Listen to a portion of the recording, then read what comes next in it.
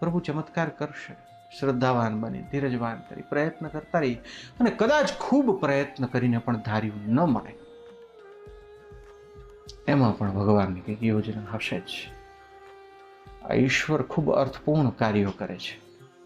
આ બધું એમને એમ નથી ચાલતું.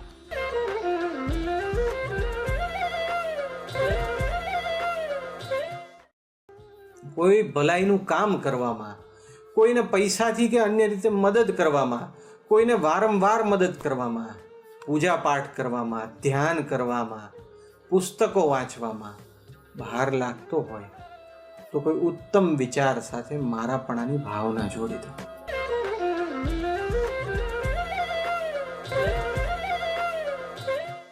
કંઈ આપણી ભૂલ હોય તો ભૂલ સુધારીને આગળ વધવું.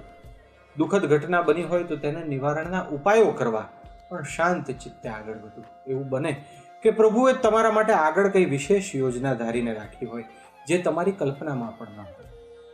જીવનના પ્રસંગોમાં શાંતિથી અને સહજતાથી વિચારવું એ ઉત્તમ શસ્ત્ર છે.